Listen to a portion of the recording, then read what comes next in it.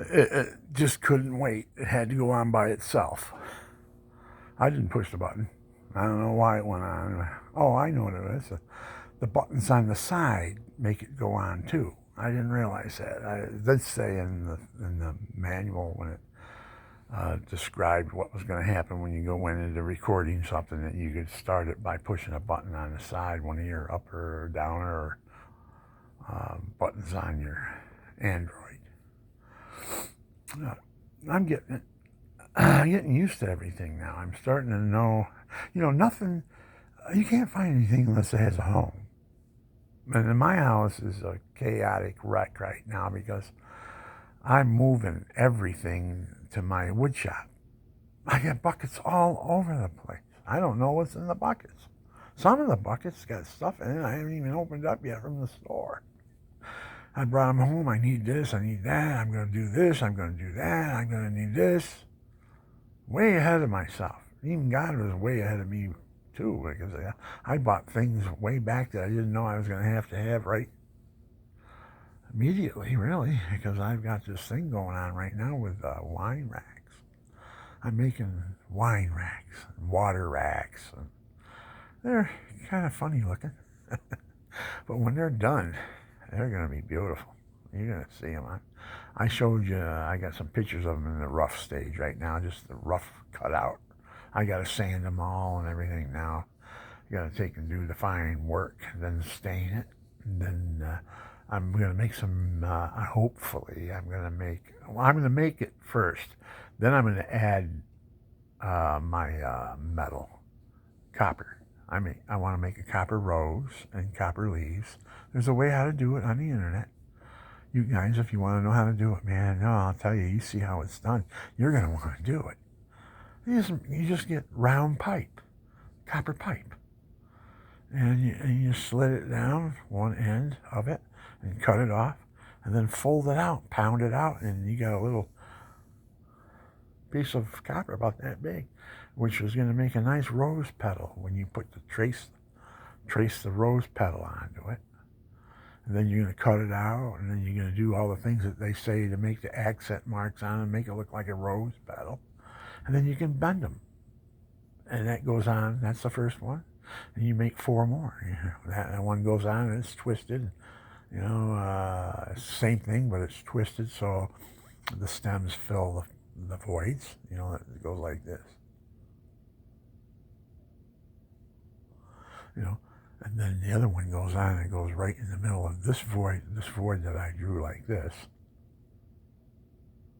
Like this. The other one goes in the void and it goes like this. It's drawn that way. You'd have to see it. If you go on, I don't know why I did that. I'm an amateur. You guys can go on the internet and just look up copper roses, metallurgy. I'm a welder. I was a welder in the service, and I went to welding school and brazing and all that stuff. I got that background. I had all the skills. Boy, I worked for BOCES. I went all their night schools. And I have 200 credit hours from college. I had enough for a doctorate's degree. I could have got a doctorate's in industrial engineering. Industrial. Educational. That's to bring the student to see his skills and what his interests are, and then introduce him to it. What's available in those areas, and how he can make a lot of money in something he's interested in. Not, here, go and fill the milkshakes up here. You'll probably fill out 30 milkshakes an hour. That gives you 2 minutes for each milkshake. You got that figured out? For 95 cents an hour? That's what I made. My first job, making milkshakes for Carol's Hamburger Stand up on Upper Court Street in Binghamton, New York. I lied my age. I was a liar when I was 15. I wouldn't lie now. I'm a different person than I was when I was 15. And I lied. They needed somebody to make milkshakes, so they didn't question me. They said, okay, go ahead. You get a hamburger and a shake and 4 fries for dinner. And you get 95 cents an hour, and you're part-time, so we'll call you in when we need you. They needed me all the time. They were just telling me, oh, they're gonna hire me. They're gonna let me come in today. Oh, that's good. Here I am, 15 years old, saluting everybody, you know. The hamburger man. Oh, the one who flipped the hamburger, he was the high guy on the totem pole. You know. I'm the flipper. I'm the hamburger flipper. And make them milkshakes over there. Now, I want 2 milkshakes with these 4 hamburgers here. Come on, get them going. He's bossing everybody around. He's the hamburger flipper. He was also the store manager, but he was the hamburger flipper. He had to have the spatula of authority. You didn't do what he said, and you heard that spatula hit the top of the stove. All right. Come on, let's get the milkshakes coming. Come on. I was even bossed around on a milkshake. They don't even know who they had. 15 years old, naive. Just met Susie. I got her from the swimming pool. She was introduced to me by an old girlfriend. I had an old girlfriend. We were just friends, really. I mean, just a girlfriend. There was nothing ever between us or anything. It was just an old girlfriend I liked, and she had blonde hair and blue eyes, and I was just all googly eyed over a blonde hair and blue eyed woman, you know, especially when they're nice looking, you know. So she introduced me to Susie. She says, Bill, you come on over here. I wanted you to meet somebody. And I says, okay. And I went over there. I go over there and I says, what is she trying to do here? Fix me up? I looked at Susie. She's looking up at me. Innocent little 15-year-old virgin, I think. I know she was. How do you know? How do you know? I don't know. I don't care anyways. I don't. It's like I had a friend of mine. He says, I wonder if my wife ever cheated on me. She's dead, gone, right? And he's sitting around. He goes, I wonder if my wife ever cheated on me. You know? If she did, you should forgive him because you cheated on her more than once. Oh God. Where do men get off? You know, a woman has to be virtuous, but we can be whore masters.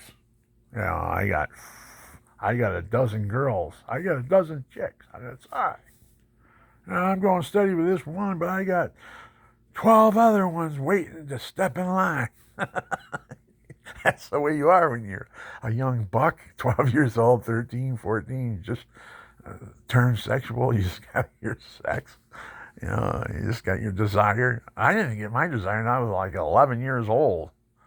I didn't have any desire. And after that, when puberty sets in and stuff, and I didn't even have pubic hair until I was 13. And I got a bloody nose whenever I was around a girl because my blood pressure went right up to the ceiling when I was around a girl. She was sitting there, and I'm oogling her. Oh, what a beautiful girl. Oh, wow, this one looks like a woman. Because they used to put on makeup. I had a girlfriend, 13, 14. She put makeup on and came in and sat down next to me, you know, and looked me in the face with her makeup on and everything. I thought I was looking at a 30-year-old woman. She was just as old as me. I was older than her, a month or two. Boy. You know, I'm talking about, I was a little kid, you know. I just got bloody noses when I was around girls, you know. Then when I got older, my father kicked me out of the house, 15 years old. You're old enough, go out and get a job, get an apartment, find out what the world's about. Get out of here, causing your mother a headache.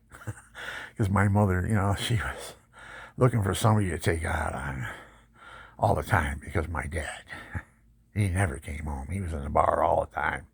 24/7. So when he come home, he was drunk and hard to get along with. She locked him out of the house quite a few times. Used to bring me in the bed with her and sleep with. I'd sleep with Mom at night, because she was afraid, and my dad would be out. I don't know where the heck he was. That's the way they were back then. The Irishmen, man, they get drinking and carousing. My brother says in his older age he liked to. I said, what? Dad liked to. Oh my goodness. I can't do it because I can't get nothing up my nose. I tried it one time with my brother.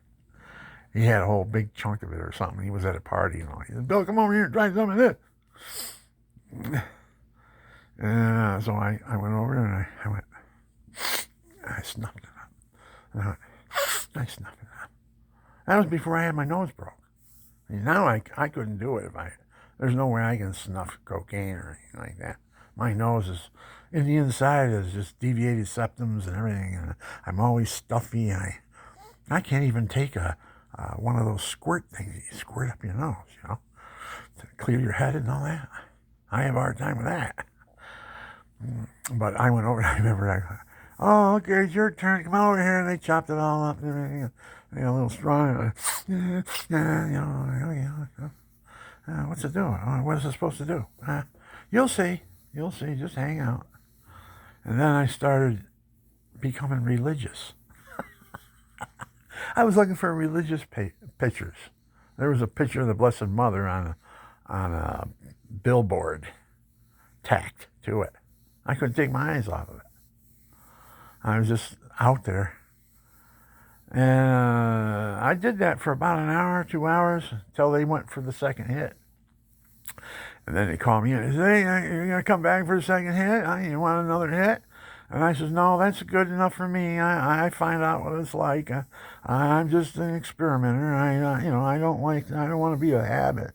Oh, you didn't get high. They're telling me, oh, you can't deny it. You can't deny this. You're not going to get another hit. I said, no, I don't want another hit. I bless myself sometimes. I had my mother put a gold chain on my neck and all that stuff. And that night when I went out, she had a gold Italian horn. She says, you want to wear my Italian horn? It was a gold necklace, a big one too. Looked like anybody could wear it, man or woman, I said, yeah, I'll wear it. So I wore an Italian horn that night. And I don't want to mention names or anything. But, they all went through it. I went through it with them. All my brothers, they all went through that phase in life. Now they're old like me. Now they're trying to regain their old age what they forsaken in their youth. Can't do that. Can't get back your youth when you're old. Especially, I got one brother that's got diabetes real bad. I remember we were in a boat one time and he got a hold of a big carp or a big fish. We couldn't tell what it was. It was so big, huge. We were in the river fishing in a boat. And he goes, has anybody got sugar? Has anybody got something? I'm having a sugar attack. And I said, what do you mean? I got to have sugar right now. Somebody give me some sugar. So there was a house there, and I was in a boat, so I jumped in the river, and I swam to the thing, and I went up to the house, I knocked on it, I brought the sugar back, and he was okay. That's how bad he was as being a diabetic. He was brought up as a diabetic, because he used to go in convulsions when he was young, mainly out of frustration for Michael and I, because we beat the piss out of him all the time if he didn't do what we said. And we whack him and push him around and all that stuff. He grew up hating us. He loves us, but he grew up. We didn't spare the rod with him. He respected us. He respects us. I'm the oldest, and Mike's over him, and Mike is tougher than me. And he grew up to be a #1 in the world as a middleweight fighter. Punch me out in the ring, I wouldn't be able to go 3-4 rounds with him. He went 10 rounds with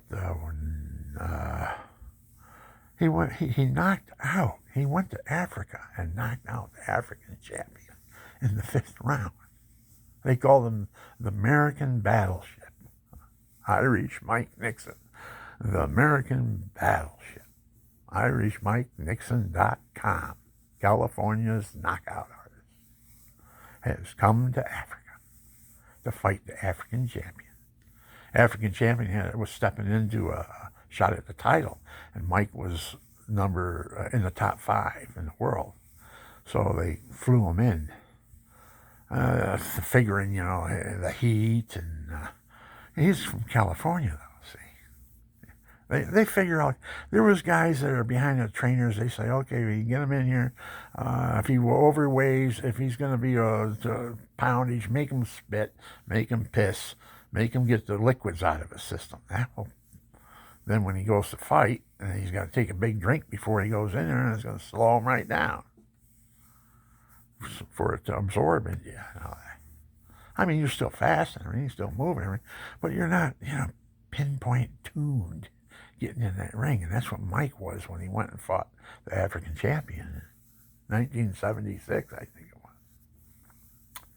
They called him the American Battleship. He came out of the corner with both barrels going back and forth.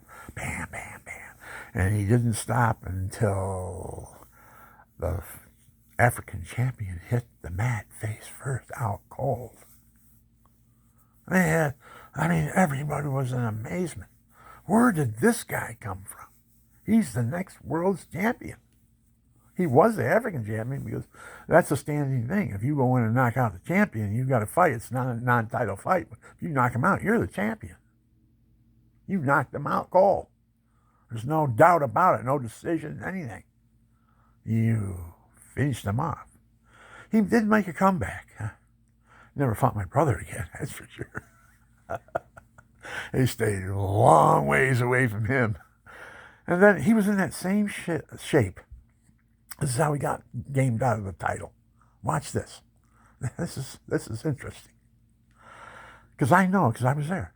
I knew Gil Clancy. Gil Clancy was Emil Griffith's trainer, who was 4-time world champion in middleweight and welterweight.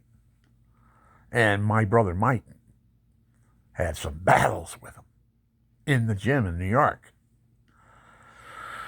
And Gil Clancy, he was frothing at the bit. He wanted my brother's contract real bad. And but he found out through the Corys and all that, he liked to snuff the cocaine. And that was his weakness. So what happened was there was the Muhammad Ali fight, and the Jewish bomber there was fighting for the world's title there, light heavyweight title and all that. And Muhammad Ali was on there fighting somebody. I don't know, it was I forgot what his name was. Powerful looking guy, though. It will come to me sooner or later. But he fought him. That was on the card, and it went 25 rounds. It went all 15 rounds for the title fight, and it was 10 rounds for Rossman there when he was doing it. So it was 25 rounds, and Gil Clancy, seeing my brother in the shape he was in, and knew what Vito Antuofermo wasn't in that good of shape. He took my brother very lightly. Thought he was going to knock him out real quick because he watched him fight a lot. And my brother, he came in, and a trainer can tell if you got a fighter that's right on pinpoint. He's ready to go. And Mike was ready to go. And Gil Clancy, being representing the other fighter, Vito Antuofermo, he says, well, Mike, they went 25 rounds boxing. We could put you on, but if it goes more than 5 rounds or something like that, then we're wait. Everybody's going to walk out. It's going to be way too early in the morning. He ran him a game, right? Mike's going, Oh, jeepers, I'm ready to fight this guy too, jeepers. And he says, tell you what we'll do. We'll give you your 20 grand. And you go home and come back in 30 days and we'll give you 20 grand more if you to fight Vito. My brother goes, oh, that sounds like a good deal. And his trainer took it because his trainer gets a big cut. He was starving. And it's been a while since he got a big paycheck like that, you know. He had a little old man. He was like 85 years old. He took my brother for everything. He sold all of his rights to his movies, everything. I mean, my brother ended up with nothing with that guy. And he did it out of spite too, I think, because Mike left him for another trainer. He should have never went with that other guy. Oh my goodness. That other guy he went with. I'm not going to go and tell you what I found out about him, but that was a big mistake. I even made a mistake. I almost went with him, his brother's trainer. My brother's trainer, the big one, the guy that had all the ins on the movies. And he promised you that he was going to put you in movies and he's going to do this for you and that for you. And my brother, you know, he's a movie star. You know, I mean, he belongs to the Actors Guild and everything. You know, here's this guy who wants to be his trainer and he can put him in the movies. He put him in a lot of movies too, bit parts and stuff. He had that connection. He was up there with the big guys. And you didn't fool around with his. He was Italiano, too. Italiano kid, that's what they had. Mike didn't go as an Italiano. I did. I'm a Monteleone. As I fought. When I fought. I went to the Nationals. I won the Golden Gloves. You know, I went as far as an amateur can go. And I fought a lot of pros in the gym and knocked the daylights out of them, too. A lot of people over there, their jaws are going, oh my God, did you see him fight him? I was good for 3 or 4 rounds. Then after that, the pros, they started coming along, you know, real heavy and hard at 6, 7, 8 rounds. And they're coming on harder. Because I'm an amateur, you know. I can pound the piss out of you for 3 rounds. If they put gloves on me and one of the other guys I was fighting, he was number 10 in the world, and I pounded the piss out of him the first 3 rounds. He couldn't even stay up with me. I'd be dancing around, wham, wham, wham, hitting him with everything I had. He was so easy to hit, too. But his face looked like hamburger, and his ears were cauliflowered. I mean, he just took a beating and kept on ticking. He kept on coming, you know. But I pounded him. And then I start tiring out. 4th round, 5th round. Then finally the trainer goes, okay, you're out. Get out of the ring. Because he was my trainer, too. He was, I was under the tutelage of Vic Weiss. He was later found in his Lincoln Continental with 2 bullets in the back of his head. He owned a big Lincoln Continental Cadillac dealership in Hollywood.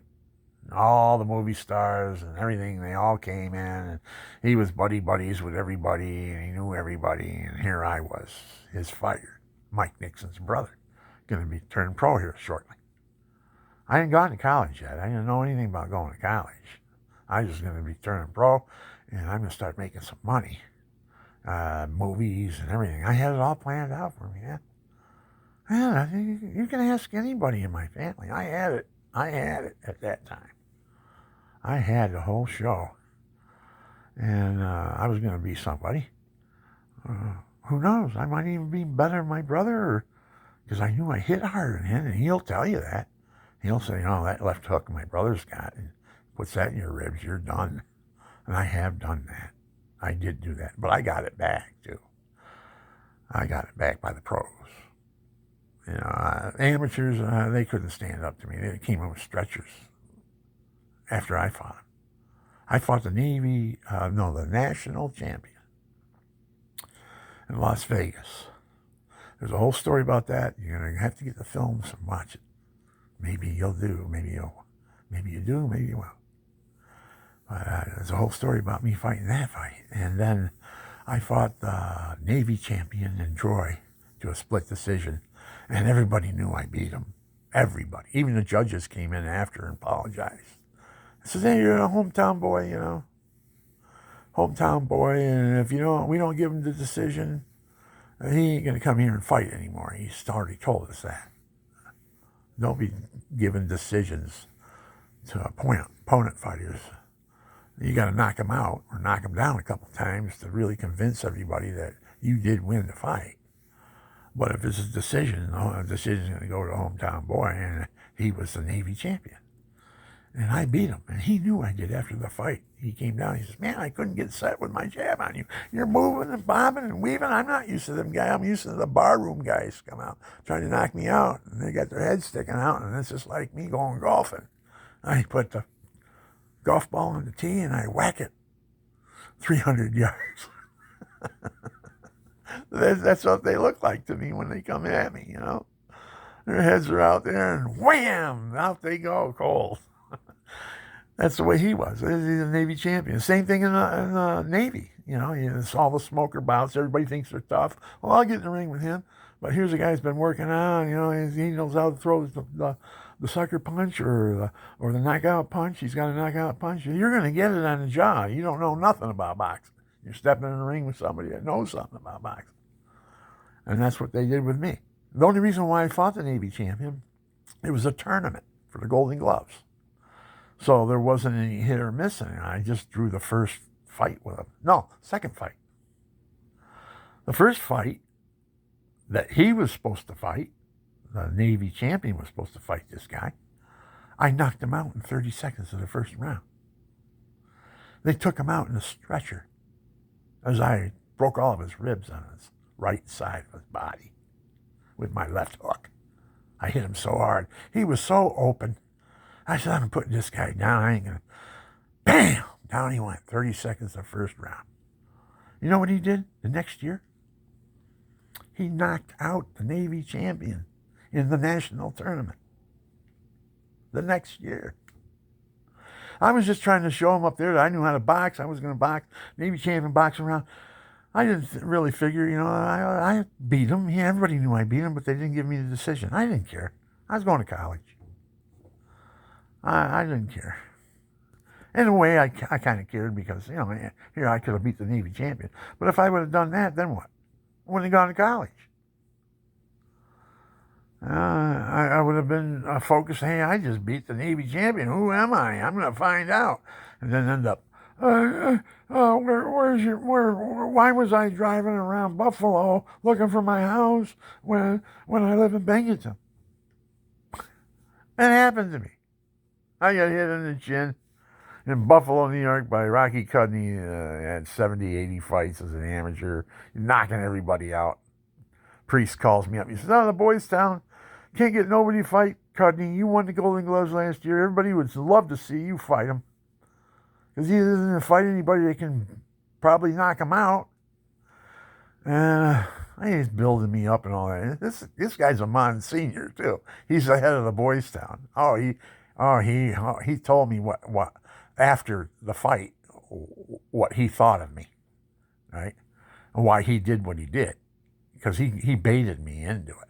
He did need a fighter to fight Cudney. Nobody would fight him because he knocks everybody out. He had Customato there. Mike Tyson's trainer was his trainer. They live in Buffalo. I mean, they were out that Chicago area stuff. All the Chicago boys and all that stuff. I fought them guys. All them guys up there. I won the Golden Gloves there, too. And Customato probably wanted to get to know me, really, in a way, because he had Rocky Cudney there. After the fight, he's got his arm around Customato's got his arm around Rocky, and they're both looking at me like this. After the fight, after I got knocked out, after he knocked me out.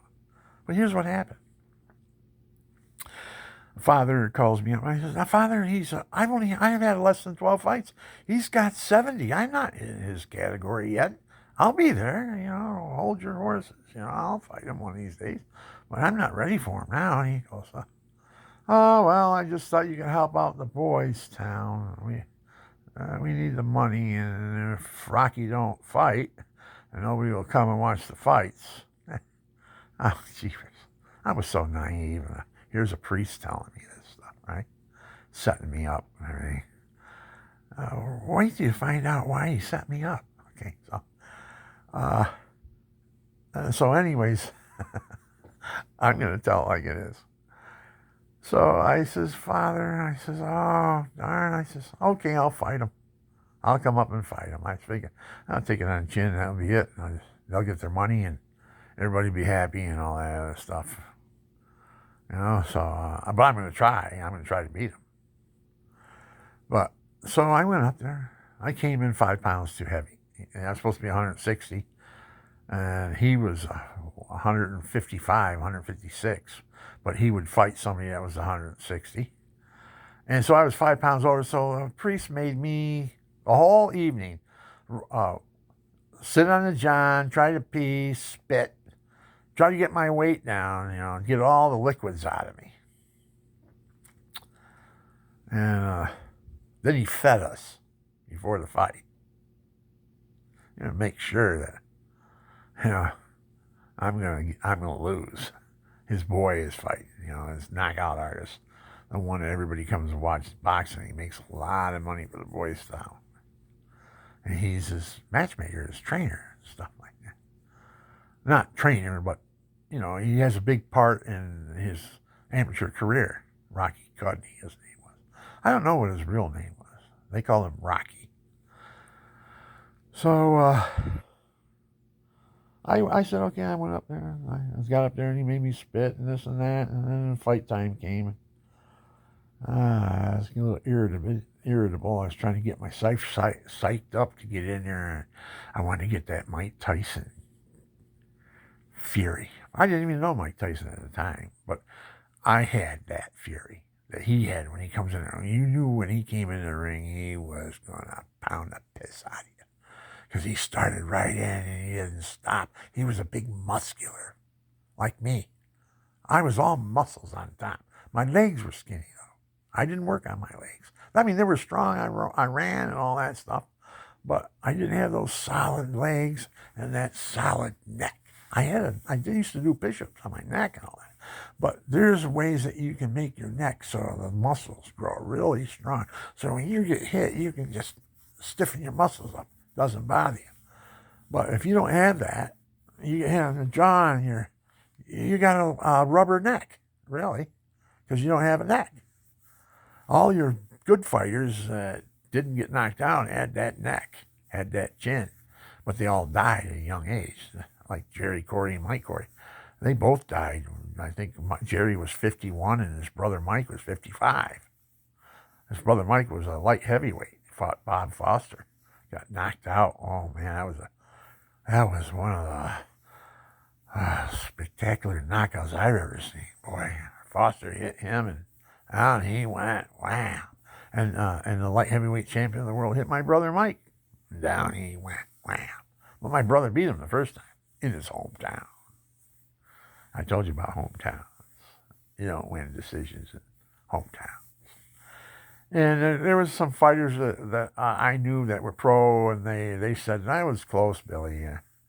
I can't really say that your brother won that fight.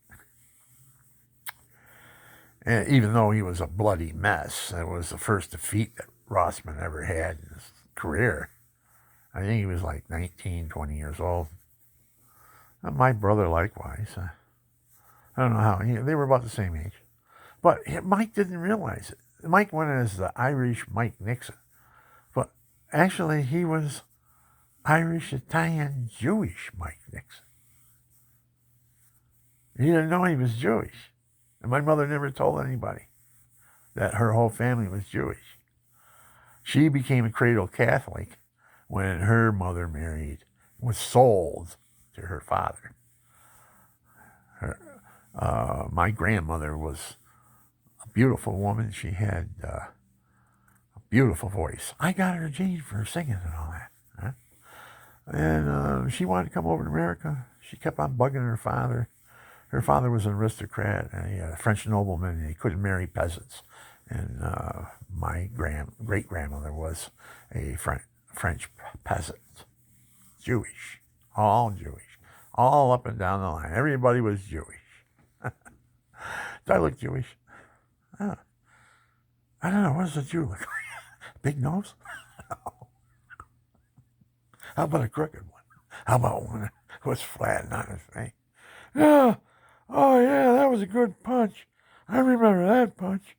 I had to stick both of my fingers up my nose and straighten it back out because it was flat on my face and looked like a question mark.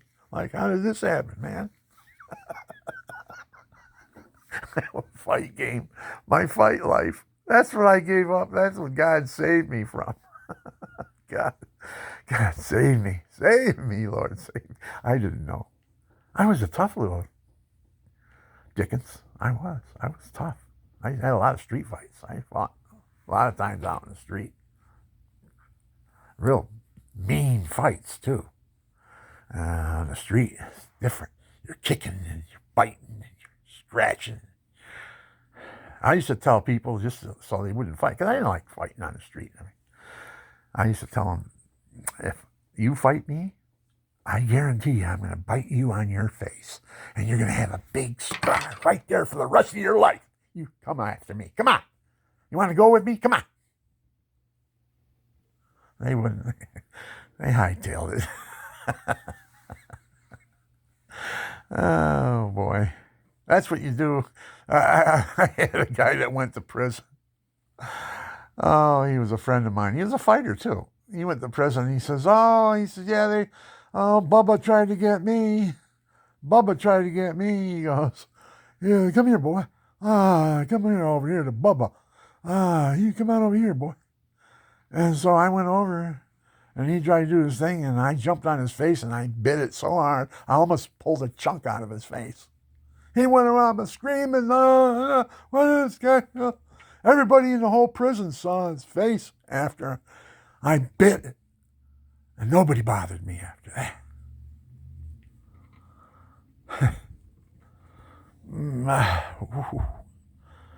You gotta survive. Survival of the fittest in prison. Oh, God. Just shoot me. Chop my head off. I'm only in prison with Bubba. I don't want no Bubba coming after me when I bend down for the soap in the shower.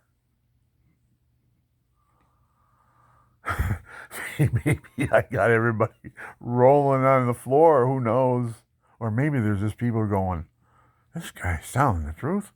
Oh, my goodness, that's how it's like? Oh, I'll never go to prison. I'll never go to jail if that's what it's like. I'll be goody boy. Scare the daylights out of you. That's what Padre Pio used to do.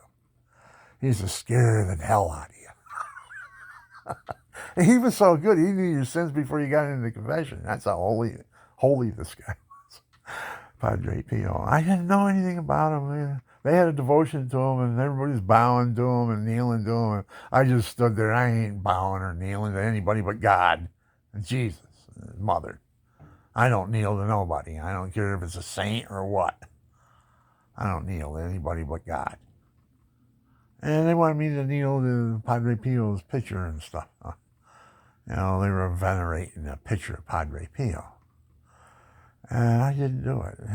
I thought he was, he had stigmata. Here's how I started believing him.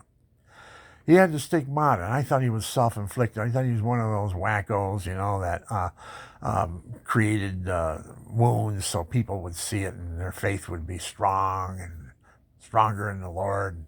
He'd suffer with all that pain of putting them wounds in his hands and stuff. And he had them 50 years.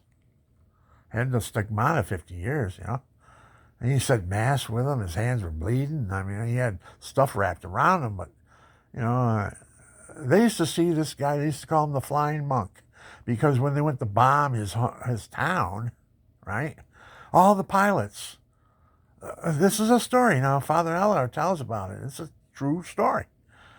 They would raid his hometown where Padre Pio lived, and they were going to bomb it, and the bombers were up there, and the pilots would see this monk flying around.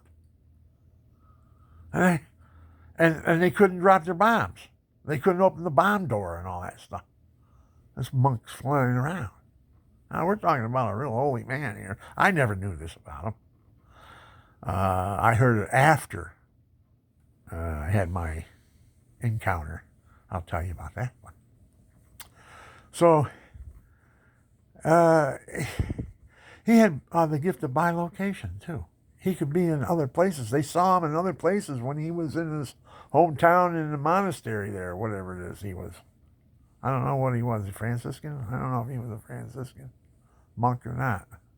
Benedictine? I don't know what ones they were. I didn't pay attention to that stuff. But he's one of my favorite saints now, because here's what happened.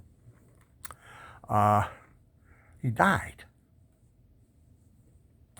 And it was a sad thing for everybody, you know. He's this holy man, and he was telling people their confessions when they went into the thing. Oh, you forgot to say about blah, blah, blah, and this and that, and blah, blah. This guy was in tune. From, if I'm believing it now that I hear after what happened to him. He died, and those scars he had in his hand, the pits in his hand and everything, disappeared.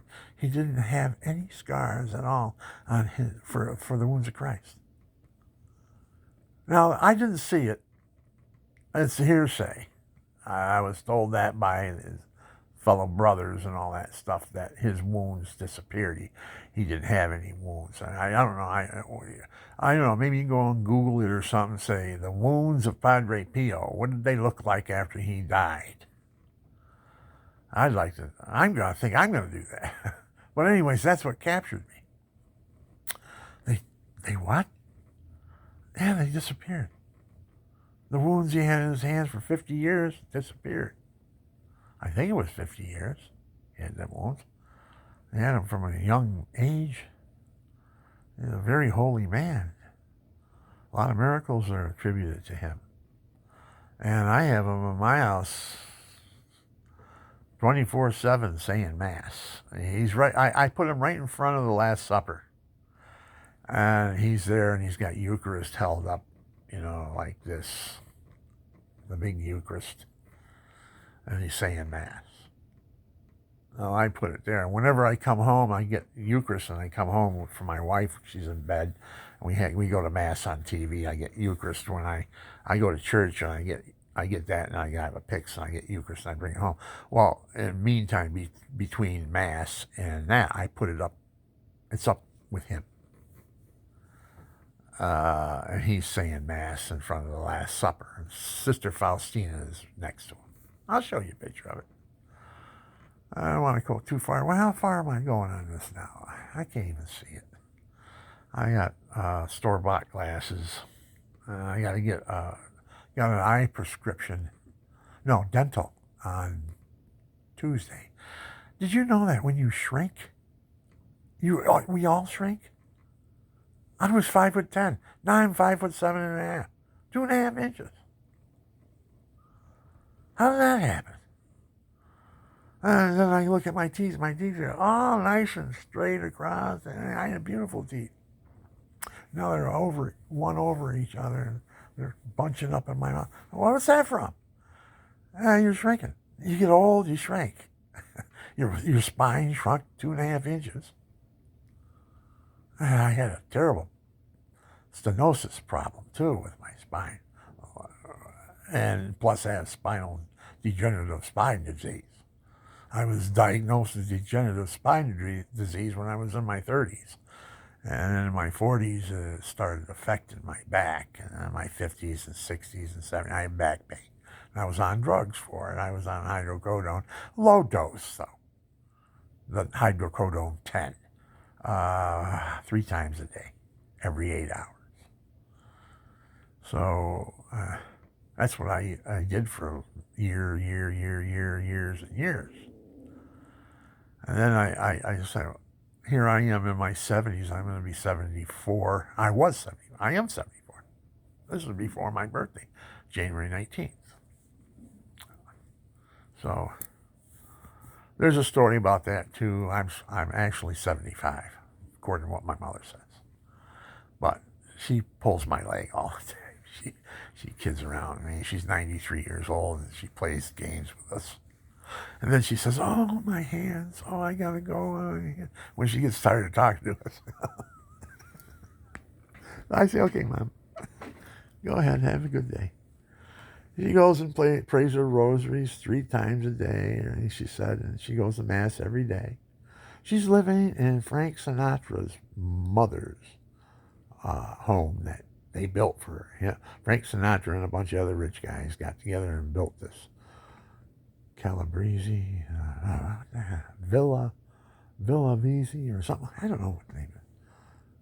Oh, darn it. I have Parkinson's. I know what that name is. I just can't think of it. I'll think of it on down a little bit. But anyway, she's living in it, and the doctors and Frank Sinatra and all that, they were kind of religious in their way too, and they all put in together and they built this beautiful nursing home. It was for Frank Sinatra's mother, and whoever else could afford to live there. And my mother got in it. Somehow God put her in there with my dad's Social Security check. He had just enough money where they would accept her, give her a little room, and every month get her Social Security check, $1,500. She was blessed to get something like what she's got. Got her own room, got her own chapel, and got her own priest, got her own nuns. She went through hell with us, bringing us up. My father, he wasn't easy to live with. He was an MP in the Marines. He'd whip your ass just because you needed to be whipped, he thought. Didn't do anything today. I'm going to whip you anything. I'll get you for ones you didn't catch you for. Made it a habit, whipping us. Submissive. My brothers, Jimmy didn't get as much as Mike did. Mike and I got it.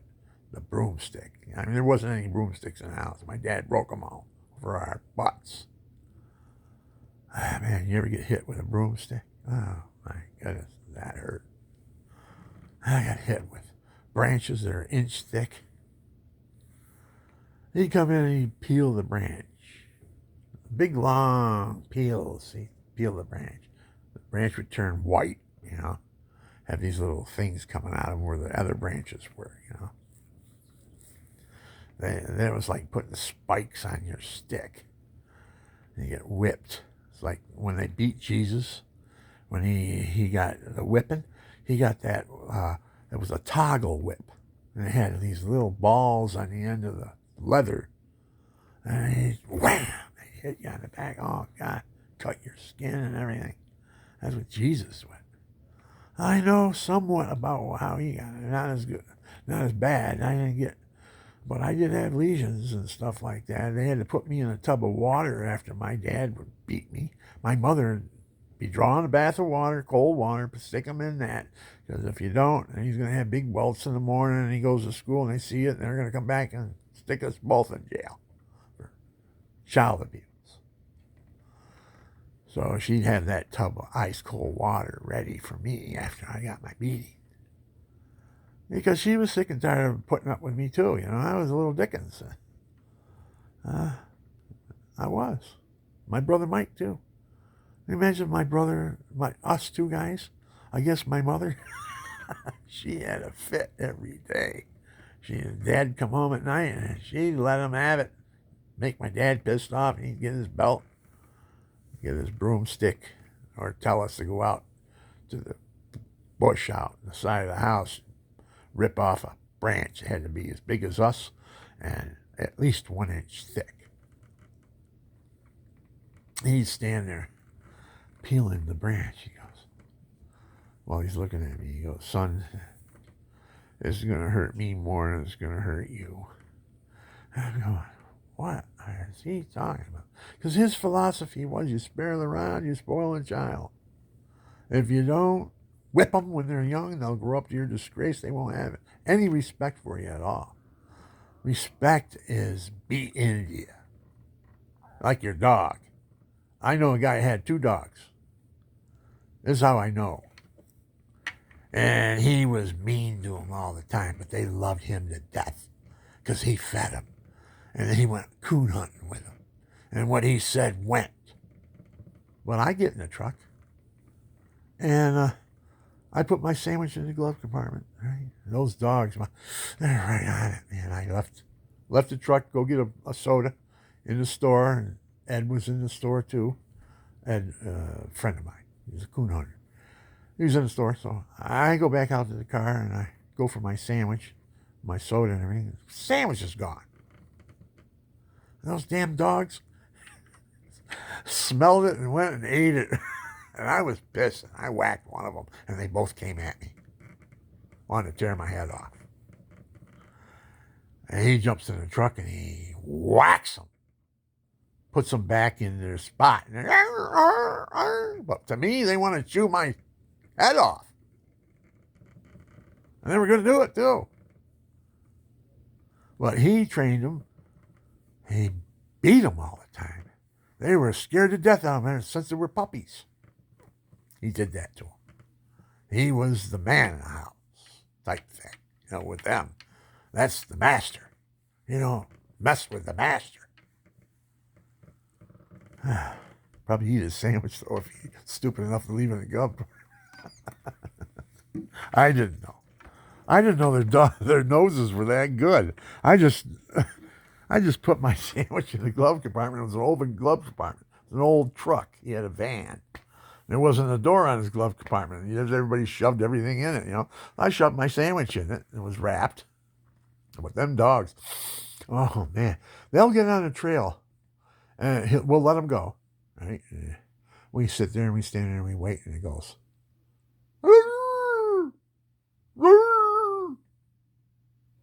He's on the trail. That's his sign. He's got a trail. He's on. And he calls all the other dogs, and they all get on the trail, and they hunt that coon down. And they tree him. And then you sign your lights up on the tree, and the light that you have in your forehead, the coon sees it, and his eyes sparkle like diamonds. And you put your 22 or whatever it is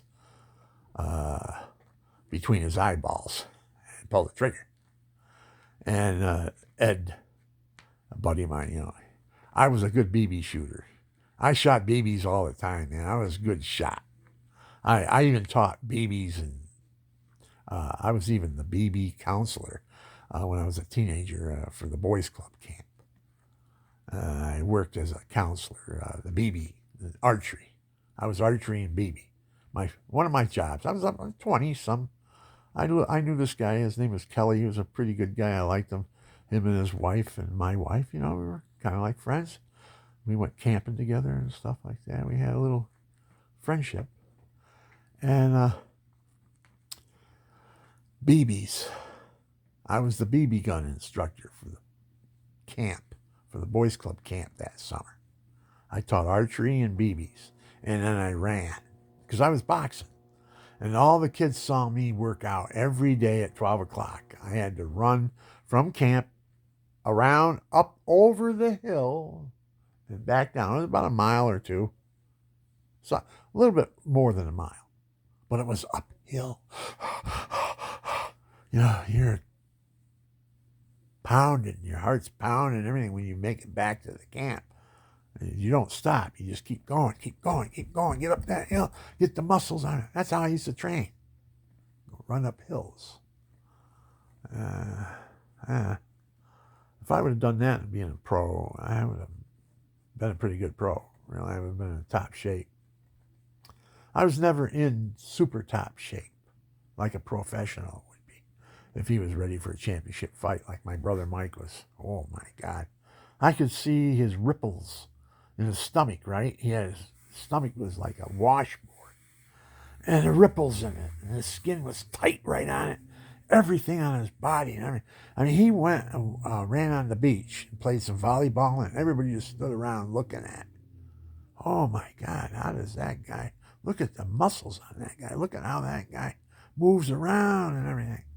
Irish Mike Nixon, California knockout artist. It's on the internet. Anybody, you can go on the internet and see him his day. He was a man in his day. Now he's an old man. He's 70, 71, 72. He's got trigeminal neuralgia, the madman's disease. That's a pain right here that shoots up into your temple. They think he got it because a guy snuck up behind him one time with a crowbar and split his head right down the middle, 200 stitches. While he was talking on the phone, he went, wham, hit him, and then he woke up with a car tire over his chest. The guy who put him on the ground, he was trying to run him over too. They got in a fight. My brother beat the tar out of him and threw him in his car, right? And this guy, he wanted to kill him. I'm going to kill this son of a bitch. I'm going to kill him. That's the way what happened. I mean, he snuck out. My brother been drinking. He's got his back towards him. He pounded at him. He ain't going to bother me no more. He's got his back toward him. He's calling on the phone to try to get somebody. So he got in a fight with the trainer, another trainer. And they got in a fight right down in the middle of Watts or whatever. I don't know, what is that out there? Right down in the middle of where everybody knives and stabs and drugs and everything, right? The guy told him to get out of the car. He took him to this place. He was fighting with him, right? So he drove him to this place, and he says, now get out of my car right now. He had a gun. This guy walked around with a gun. And my brother got out of the car. That's what I understand.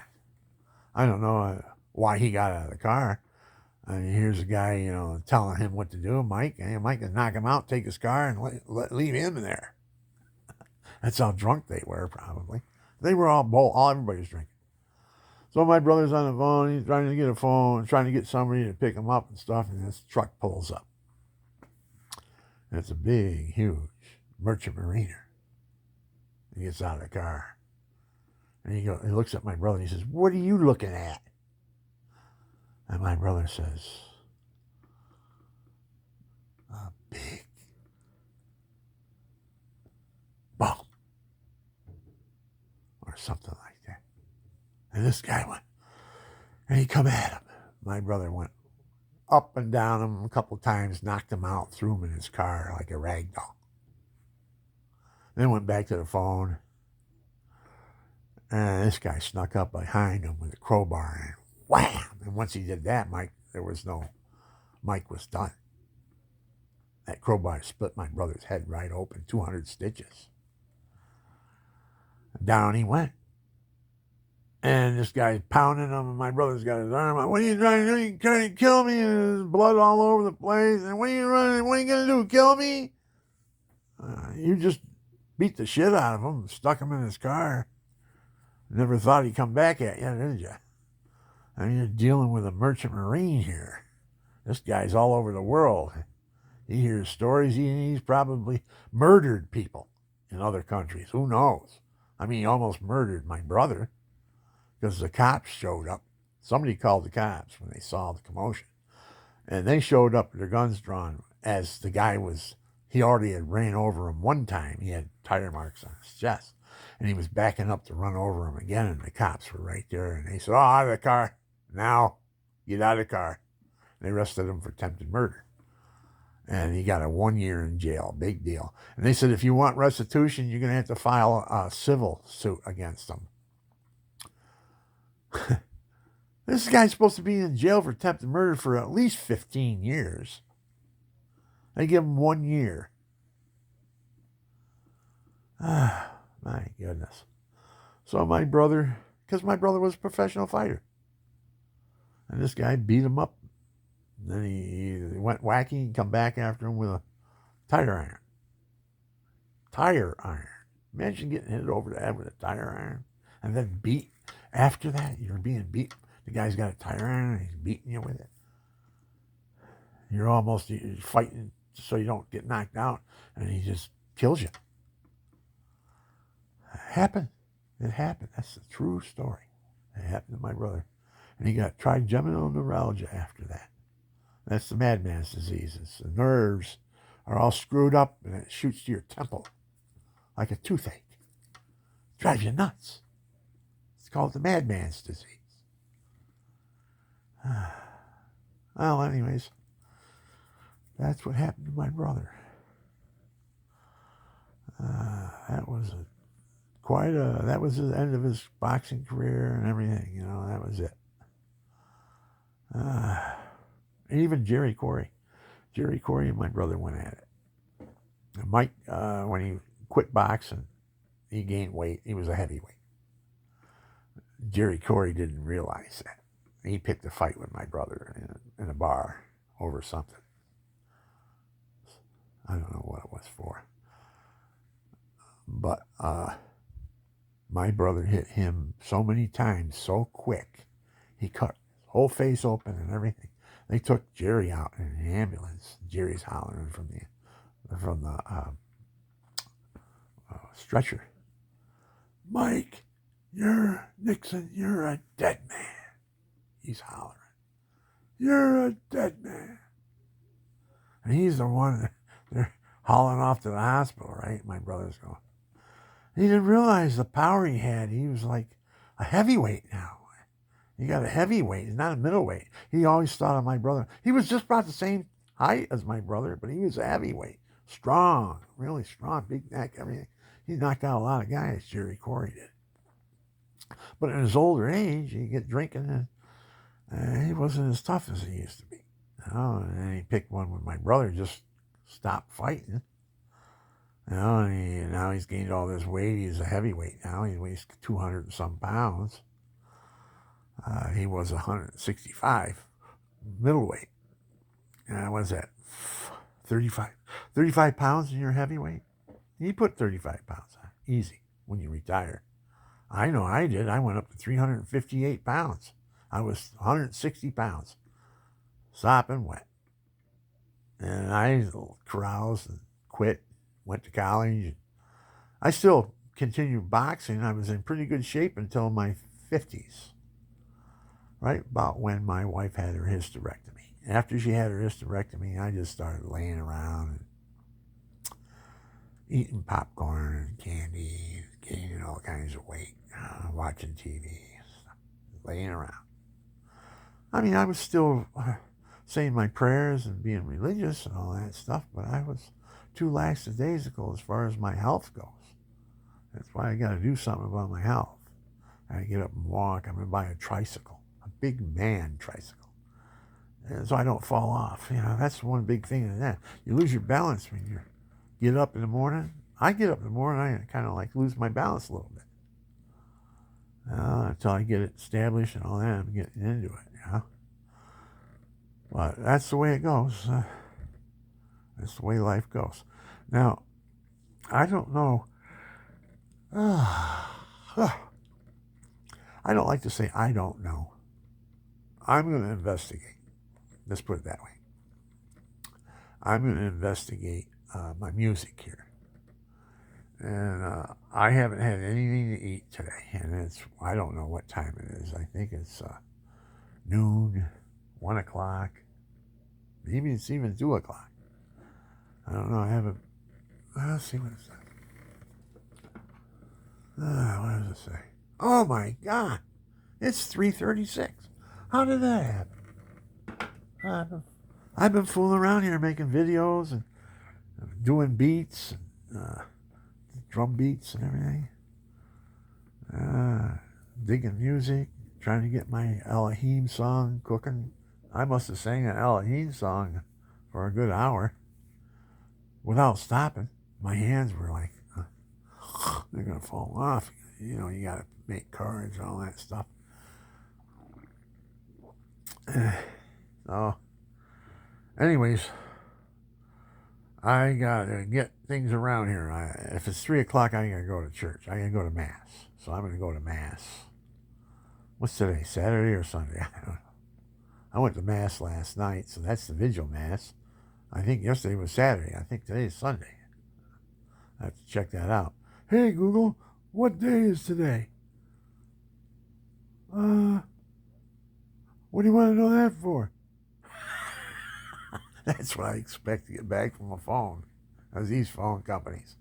I got to find, that's what I was doing. I got to find the video I made about the phone companies and what they did to me. And then I'm going to copy it, put it in my clipboard, and then send it. I'm going to send it to the phone companies.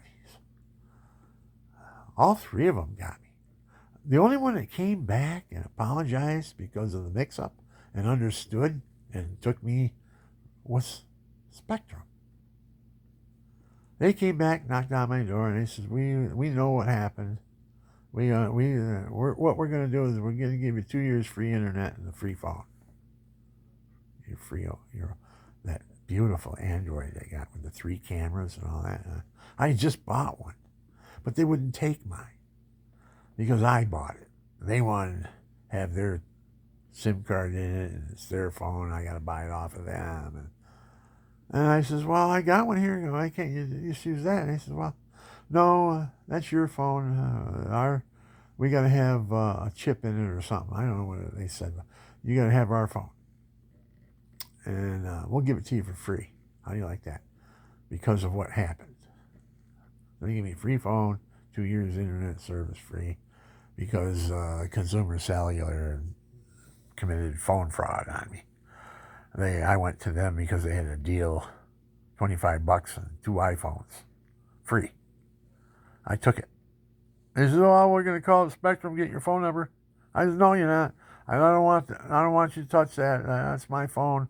I only pay $14.95 a month. It's the second phone on my wife's line, and she doesn't want to come over here. But I got her a phone anyway, so they were only $25 a month, full service, talk and text and everything. I don't know what the data. I can't remember that. But anyway, so I'm all set. With what was that with? Why was I saying that?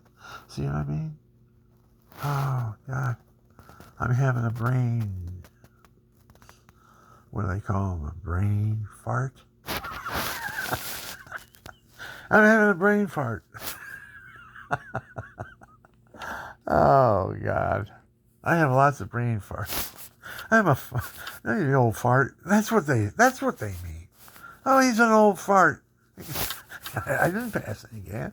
Yeah, but you're passing brain farts. can't remember anything. That's how it is, man. 74. They expected everybody. You're gonna go through it. I'm warning you. I'm trying to warn you about everything. A lot of other things too, if you listen to me. I've been there. I've done that.